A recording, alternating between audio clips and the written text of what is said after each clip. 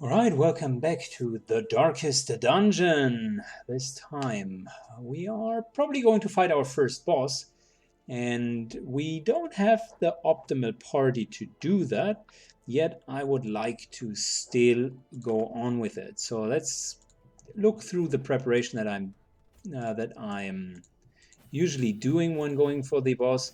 I would go and make sure that we're having having all of our skills leveled up, at least the ones that we're going to use, right? So specifically the healer, since we were short on heals, but of course also our damage dealers, just to make sure that we're fine. Good. Next up, we want to make sure that the same group we're going to take with us is maxed out on both offensive and defensive stats. So their armor and their weapons should be fine. Elsewise, we're just making it more difficult on us.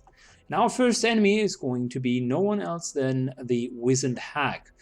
A treacherous, big, fat,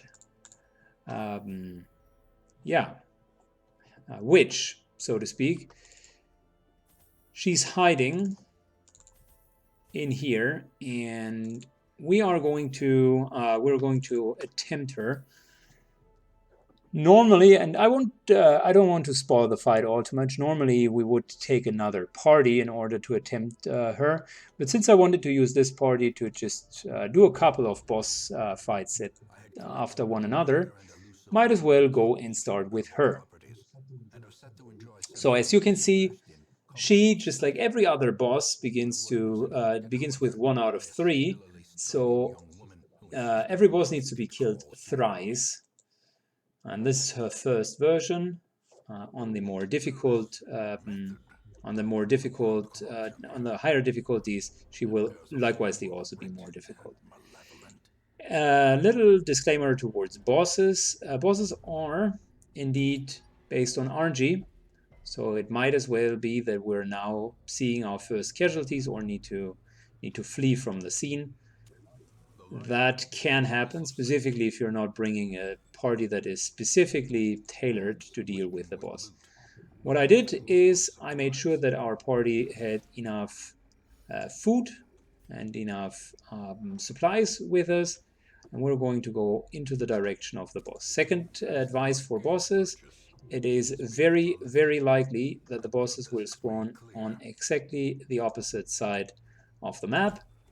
So the longest path towards the boss is normally where you can find it. And with normally, I mean it's about 99% of the time. So we know that she's going to be there, and we're going to prepare accordingly.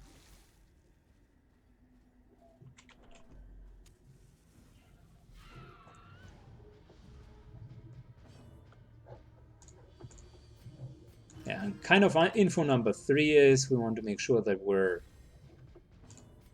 okay with hit points and okay with stress levels before we go to a boss, because there is nothing more annoying than going and fighting a boss and finding out that whilst fighting the boss, I don't know, someone panics or we're starting with half hit points. Executed with impunity. Another one falls.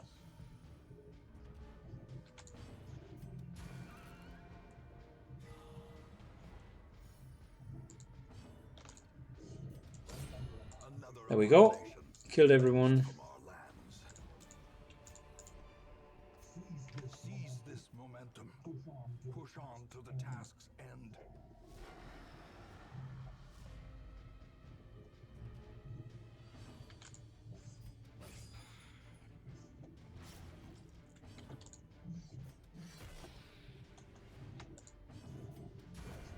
As the fiend falls, a faint hope blossoms. Nice.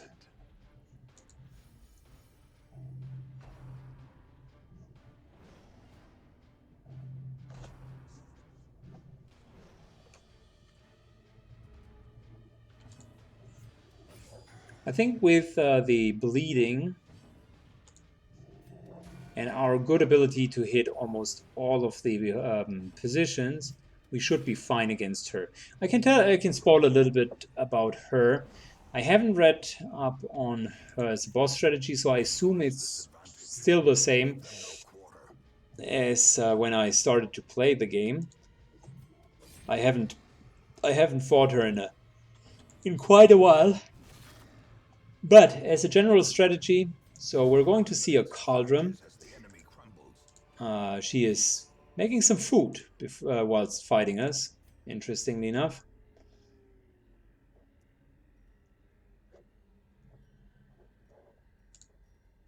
One sec. Let's open this. Take some additional loot.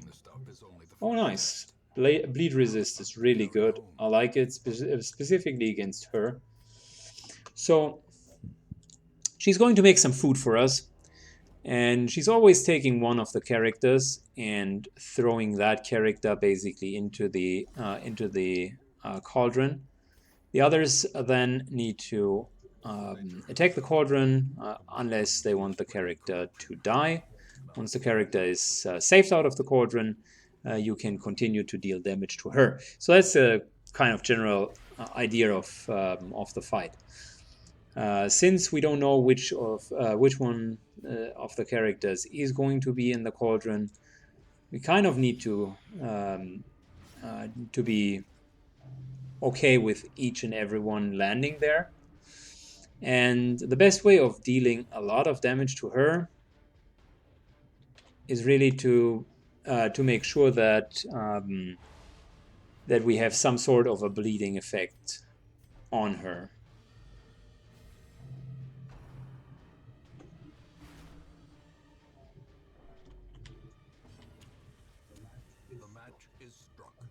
A blazing star is born.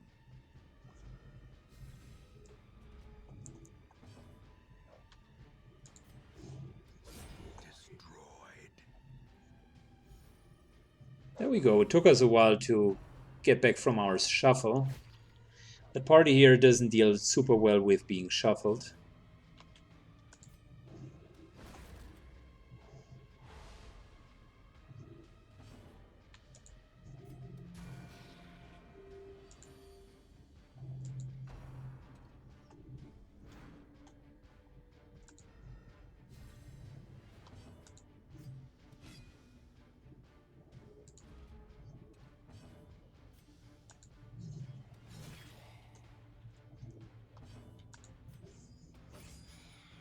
Our Jester will be perfectly fine for the fight because he's going to be the one with probably the most bleeding damage.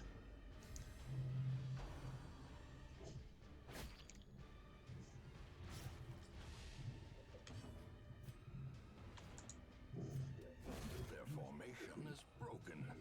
Maintain the offensive.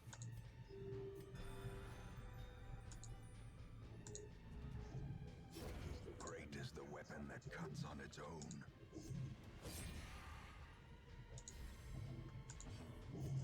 Good, there we go. Everyone dead. Destroy them all.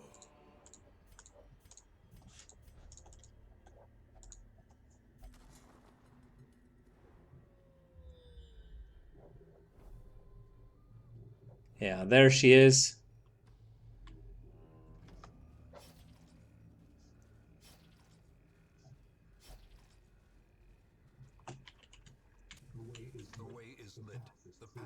As we were forecasting it, so now it's time for a nice little camp. A moment of respite. A chance to steel oneself against the coming horrors. Want to make sure that we are not being ambushed.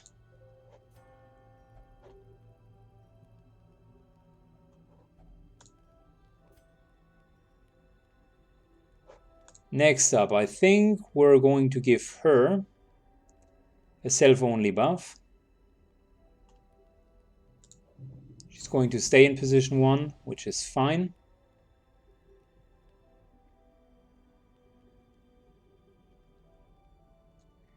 This here is yet another buff for big enemies, and we're going to fight a big enemy, so 25% extra damage is a wonderful extra buff.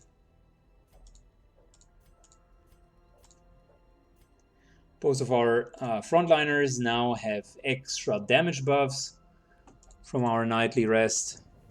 In radiance may we find victory. And off we go. Time.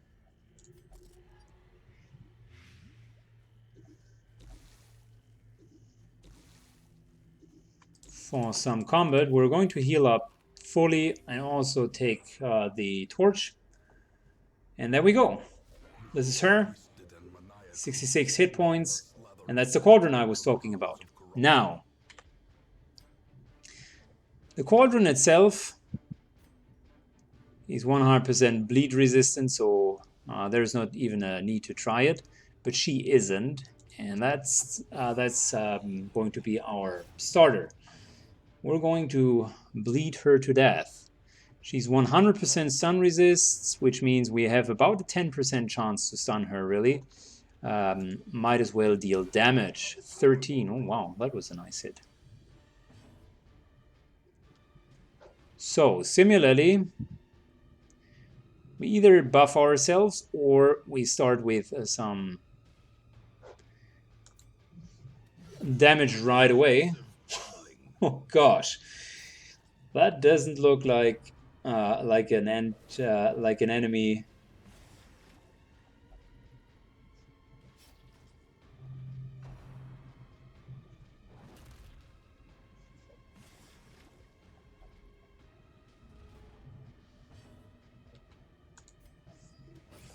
It doesn't look like an end boss.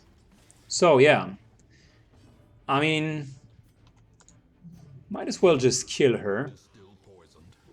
The way is still blocked, but less people will be eaten.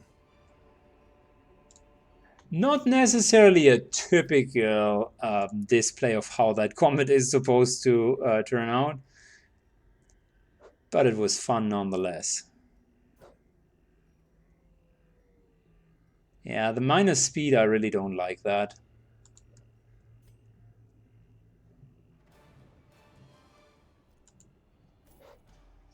We got ourselves a nice trinket here, Red Carcass, which makes ourselves immune to death by Crimson Curse. I don't know what the Crimson Curse does because I haven't yet played the Crimson Court, but I heard that you need a shit ton of blood, and I also heard that it is dangerous, so that was the reason why I took this trinket first. Can't even say whether or not it is good, at least not yet.